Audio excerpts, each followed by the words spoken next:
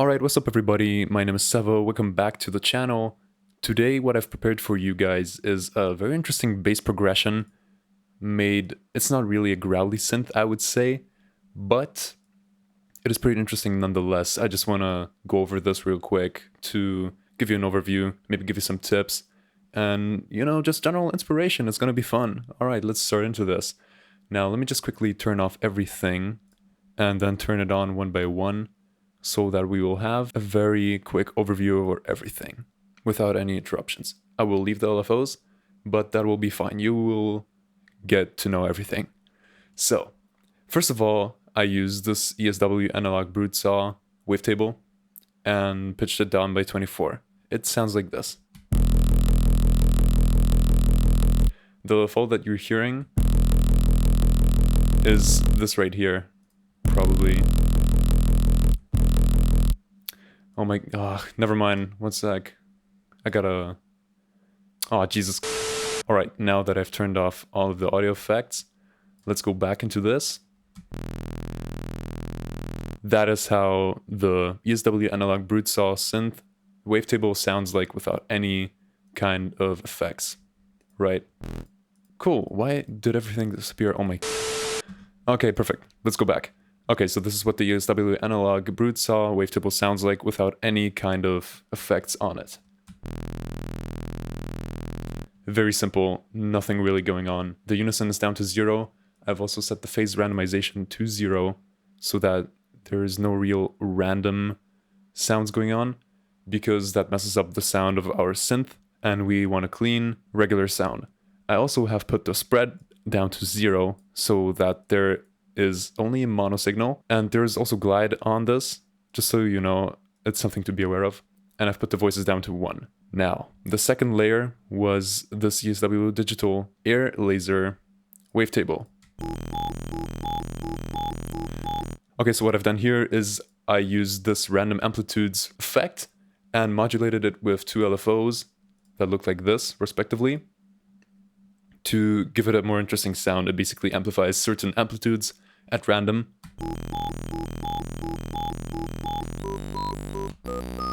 Yeah, and also the phase randomization is put to 0. That is true for all of my oscillators. Now the next level is this ESW basic silent basic subwave, or sine wave I guess, and I use it as a sub. I also put it down by 24. Yeah, it's just to make the sound fatter in general. Now, the next part would just be the white noise. I've mapped it to LFO 1 to just give it an interesting shape. It's basically just to give the sound more highs. It's not super important, but it's nice to have. Now, the next thing would be these 2 filters. The first filter I use to get my third oscillator to lose a bit of the highs, because again, it's supposed to just be a sub. And then this next filter is just regular notch to make the sound more interesting. Usually when you do dubstep rhythm type basses, you have these notches to make the sounds sound more human-like. And I've also mapped it to LFO 1. Alright, now let's move to the effects. First up, I had this delay. And I put the frequency up to the highest possible amount, 1/64th, to give the whole sound a more metallic feeling. Next up I had this phaser to give the sound more vowels again. Offset is down to 0, depth is down to 0. Next up a compressor. Bring out more highs, make the sound more regular. Then there's this EQ with a low pass filter and a notch and a small high pass filter. But to be honest, I'm probably gonna leave out this high pass filter. Then I have this comb filter right there.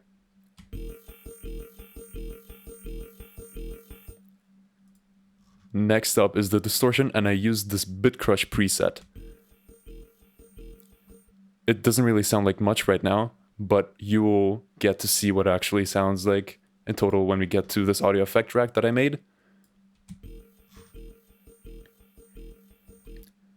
Yeah, basically I just modulate the drive a little bit using LFO4 and modulate the mix using LFO1 to give the sound more movement, basically. Alright, it seems like we're done here. Now, next up is our audio effect track. So, first up in our chain is the OTT. Bring out every sound that is too quiet again. Now, the next thing would be this EQ. To again give the sound more vowels. Now notice that I repeat myself very often. That is because, again, I'm trying to give the sound a very human-like feel.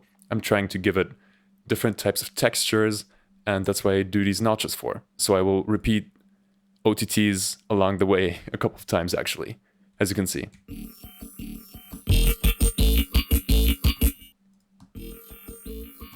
Yeah, alright. So then, next up would be this OTT.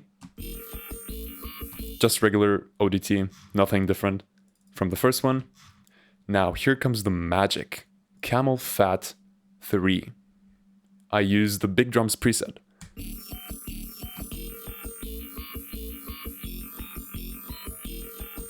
This was without the preset, and now with Camel Fat.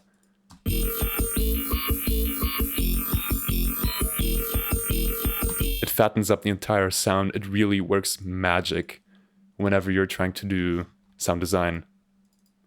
So next up, this gate. This gate is supposed to keep the sound from ringing because OTTs usually leave a long tail behind them. So we want to get rid of that using a gate.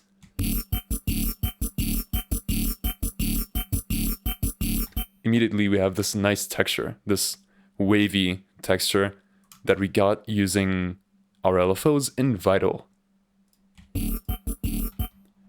Next up is this EQ. I just wanted to get rid of some of these highs. Make the sound more mellow and chill. Then I compress everything just slightly to make the sound more level. Next up would be the saturator, which I've boosted slightly to 6 decibels, and I use the soft sine preset here. Just to give it more fatness, basically. Now this is my second magic tip, Autopan. It is really incredible. I learned this from Virtual Riot in one of his studio time videos. Just watch how it sounds.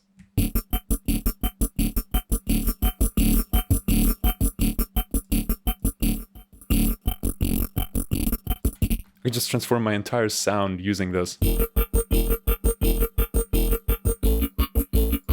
I love Autopan because it's so versatile. I just used it to shape my sound a bit, make it more bouncy. Next up, ODT, another one, only on 50% this time. And finally, this EQ3, on which I've boosted the highs a little bit, I boosted the lows a little bit, and this Cymatics Diablo Lite. This is a free plugin that you will find on the Cymatics website. I highly recommend it. It is really good for drums especially, but I use it for basses also.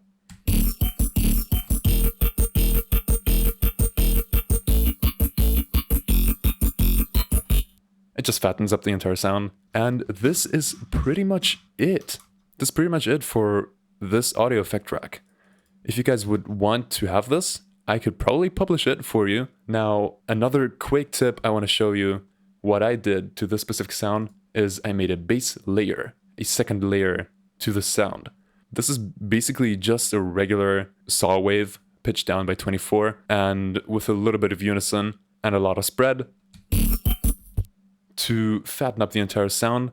And what it does here, I have it automated so that it repeats in a certain pattern and that just gives the sound a lot of texture. Notice that I panned the sound left and right also. And in total, everything sounds like this.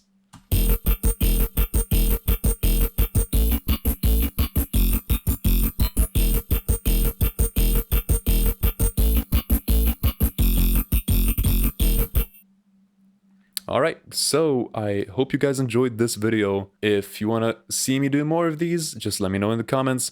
I would really appreciate you subscribing and liking this video.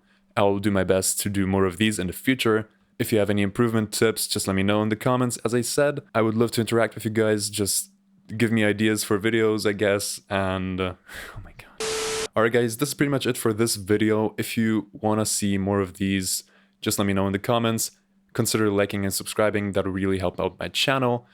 And I will see you guys in the next one.